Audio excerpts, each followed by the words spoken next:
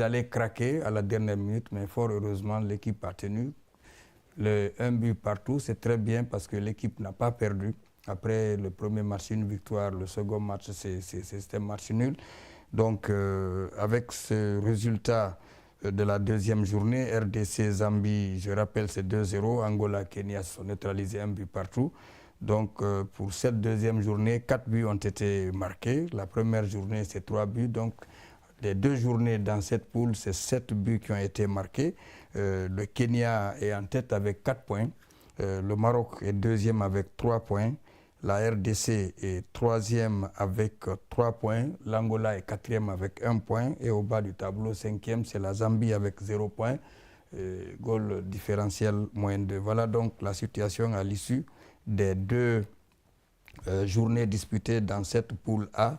Et je pense que demain, ça va être la deuxième journée dans la poule C. Oui. Voilà, c'était un peu l'évolution de la situation en ce qui concerne cette poule.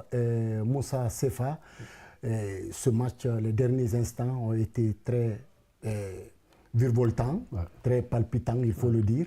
Et Doyen Ndiaye le rappelait tantôt, l'équipe kenyane a été très bien pilotée, avec des tirs très bien armés, mais l'issue du match, on a compris que le Kenya, dès après les premières 75 minutes, a cherché à gérer le match pour obtenir ce match nul afin de galvaniser sa position dans la course. Ah ben oui, vous savez la différence, si vous regardez très bien, c'est au niveau des entraîneurs que tout s'est passé. Oui. L'entraîneur de l'Angola a misé beaucoup plus sur l'expérience des joueurs qu'il a ramené dans le jeu après le carton rouge. Et tout à l'heure, il a amené Lepoua, le numéro 11, qui joue à Petro et qui était en complicité avec Alem tout de suite.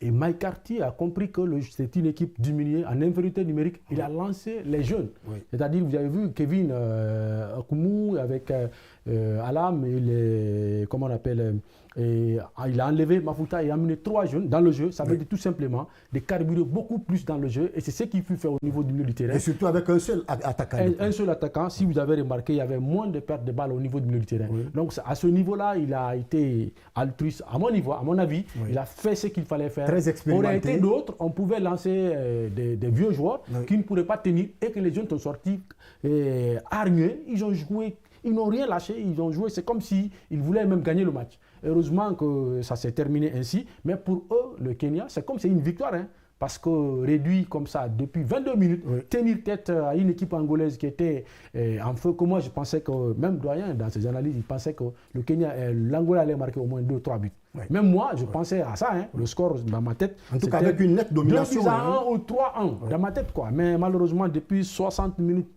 je voyais que ça n'allait pas, les changements apportés ne donnaient pas. Il a permuté, sur les côtés ça n'a pas fonctionné. Et que Caporal qui a marqué le but de la tête, il a densifié le milieu. Oui, il est revenu, il a joué partout. Il était dans l'axe, il est parti sur le côté, il est revenu. Et tout de suite, il a eu le dernier ballon, mais malheureusement, ce n'était pas correct. Mais ce qu'il faut retenir dans ce match, ça a été un bon match, un très bon match que nous avons suivi. Le haut niveau ne pardonne pas. Un but partout entre l'Angola et le Kenya. Oumar Ndiaye, le programme de demain à 14h, l'Algérie va jouer contre l'Afrique du Sud. Et ça sera à 14h. Et à 17h, la Guinée sera face à l'Ouganda, un des 3 pays organisateurs. Oui, peut-être qu'il faut rappeler, s'il y a un jeu, que dans cette poule, les résultats de la première journée, la Guinée a gagné 1-0, l'Algérie a gagné 3-0. La Guinée avait pour adversaire le Niger, l'Algérie, l'Ouganda. Donc avec ce premier résultat, l'Algérie est première avec 3 points, goal différentiel plus 3. La Guinée est deuxième avec 3 points, goal différentiel plus 1. Le Niger est troisième, 0 points, goal différentiel moins 1. L'Ouganda est quatrième, 0 points, goal différentiel moins 3. Et l'Afrique du Sud, qui n'a pas joué, va faire son entrée demain face à l'Algérie, qui a gagné son premier match. Donc dans cette poule, si vous enlevez l'Ouganda, qui est le pays organisateur, vous prenez l'Algérie, l'Afrique du Sud et la Guinée, on se dit donc c'est le trio gagnant. Parce que les quarts de finale, sauf accident de parcours, les 2 qualifiés sortiront de ce trio-là, à commencer par la Guinée, parce qu'il faut être un bon Guinéen. Donc on cherche à savoir qui de l'Algérie ou de l'Afrique du Sud va accompagner la Guinée. Donc c'était un match d'abord, le premier Algérie-Afrique du Sud, c'est un match bien malin, celui qui sera prédire l'issue finale de cette rencontre, parce que si nous jugeons le championnat de l'Algérie, c'est une référence, celui de l'Afrique du Sud, c'est une référence, et c'est des nations qui ont les moyens, qui se sont préparées pour cette compétition. Oui. Donc, je dis bien malin, celui qui sera prédire l'issue finale de cette rencontre. Sur papier, on s'attend à une autre finale dans ce groupe-là. Maintenant, la deuxième rencontre, l'un des pays organisateurs, c'est l'Ouganda. Déjà, on a gagné le premier match. Le plus important, c'était d'abord de rentrer dans la compétition. En conférence de presse, l'entraîneur Souleymane Camara l'a dit, c'est pour les 6 points, le 100%. Donc demain, il n'est pas question de calculer, quel que soit l'adversaire en face, surtout que c'est l'Ouganda. Donc, l'Ouganda va revenir avec, sur le plan moral, déjà un large déficit. Oui. Les Guinéens ont gagné, requinqué, revigoré, décontracté, confiants, souriants. Et les autres qui viennent, entre marteau et enclume, vouloir gagner, la peur de perdre, surtout 3-0 le premier match. Donc le second match, c'est la Guinée qui va jouer son football direct, simple, mais séduisant. L'équipe donc ne va pas se jeter directement. Elle va jouer un peu avec la peur au ventre, donc il appartiendra aux Guinéens d'enfoncer le clou et dès la première période de faire la différence. En tout cas, les yeux fermés, voilà ce que devrait être cette première période-là. Voilà, espérons que cette peur de l'équipe ougandaise soit bénéfique pour la République de Guinée, parce qu'on le dit, il n'y a de peur qui fait plus peur que la peur elle-même.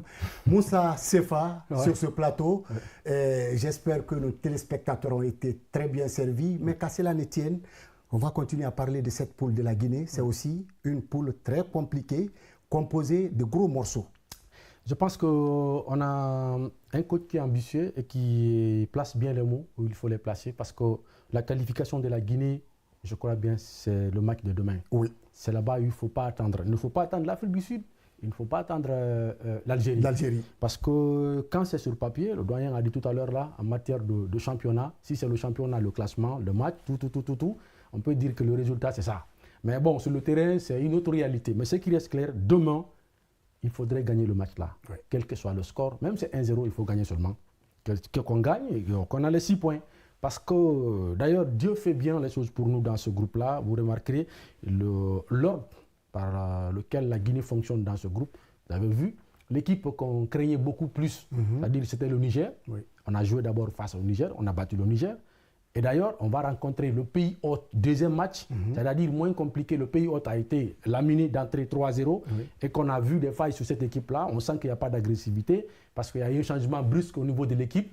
L'équipe nationale A qui avait joué contre la Guinée, ils ont chamboulé l'équipe. Ils ont préféré des jeunes du championnat qui ne maîtrisent parfaitement pas la compétition. Ils ont pu évincer beaucoup d'expérimentés parce qu'ils n'ont aucune possibilité maintenant de les faire revenir dans la compétition et que c'est à nous de profiter. Nous, dans nos rangs, nous avons au moins 5 expérimentés qui sont habitués de cette compétition. Nous avons Ismaël Kamara, nous avons Nyanya, nous avons Ibrahima Sankon, nous avons Yoroba Bangoura qui a été d'ailleurs le meilleur du premier match que les gens ont voulu enterrer ici au pays, qu'on dit qu'il est vieux parce que nous, rapidement, on enterre nos footballeurs et que nous, on savait qu'ils avaient du potentiel. Moussa Sefa, à ce niveau, sauf qu'il faut faire très attention. Oumar Ndiaye le rappelait hier, la Guinée face aux grandes équipes, il faut espérer, mais quand c'est contre les petites équipes, c'est le désespoir. Non, mais entre guillemets, et en plus, il faut savoir que dans cette poule figure également l'Algérie, qui représente une sorte de panthère blessée dans cette poule. Parce qu'ils ont été à la maison, battus à la maison dans l'édition organisée dans ses propres installations face au Sénégal au tir au but, 5 contre 4. Oumar Ndiaye, donc c'est aussi une poule très compliquée, comme je le disais. Oui, compliqué. Je pense que demain, la Guinée doit jouer la carte de la revanche. Vous vous rappelez, avec les seniors, l'Ouganda nous a battus. Et si on a l'occasion sur ce même stade-là, même si ce n'est pas avec les mêmes joueurs, mais c'est encore la Guinée et c'est le football, que ces joueurs... Et c'est aussi l'Ouganda. Voilà, et c'est aussi l'Ouganda. Donc que la Guinée gagne demain. Ça va être vraiment ce match de la revanche.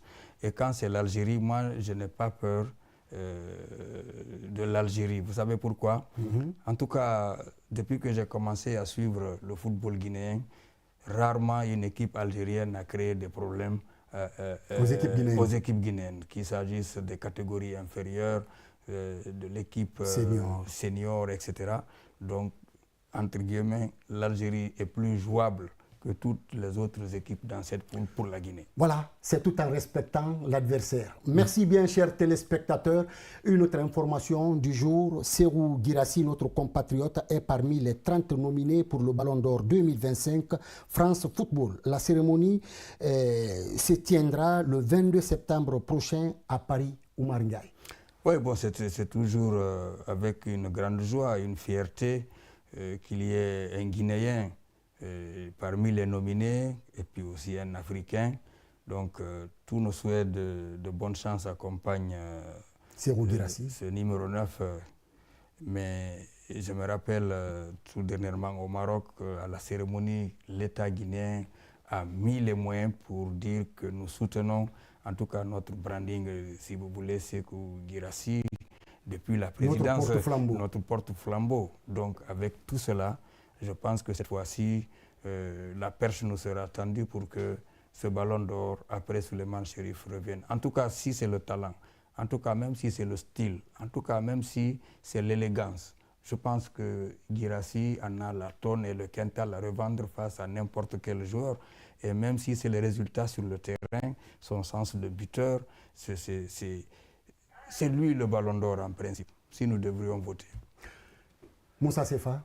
Ça n'a aucune hésitation, vous l'avez très bien d'ailleurs fait. L'effigie représente énormément, c'est bien réfléchi. Oui. Je crois que ça devrait être autant. Je rappelle que le ballon d'or passé, ça mérite aussi des remerciements pour la RTG. Oui, c'est lui qui a pensé à ça. Il faudrait, je tire mon chapeau. Oui, c'est hyper bien fait. En termes de marketing, je pense que c'est logique. Voilà. Maintenant, quand vous regardez en termes de performance, on ne fait pas l'éloge de Guirassy. Non. C'est le résultat du terrain, c'est qu'il reste qui parle en sa faveur. Mais non, même le ballon d'or, c'est qu'on avait raté un peu à la base. C'est qu'actuellement, le ballon d'or, il faut un lobbying derrière le joueur. Et c'est ce qui n'a pas été fait. Et pendant ce temps qu'en Guinée, nous, on était concentrés sur ces aspects. Sinon, il était tout prêt. Ce qui me fait beaucoup plus mal, c'est le fait qu'il a raté le ballon d'or. Espérons que ce que nous avons manqué l'année prochaine, l'année passée, soit rattrapé cette année. Oumar Ndiaye et Moussa Sefa Kamara, merci à vous deux de m'avoir tenu compagnie sur ce plateau au compte du CHAN Total Énergie 2024. C'est pratiquement la fin de cette production d'aujourd'hui. Rendez-vous demain en compagnie de la RTG. En tout cas, si vous nous avez regardé à Conakry ou à l'intérieur du pays, à Dinguiraye chez Doyen Oumar Ndiaye, chez moi à Guékédou, plus précisément dans mon baladou natal. Merci à tous et à toutes. On se reprend. Au revoir et portez-vous bien.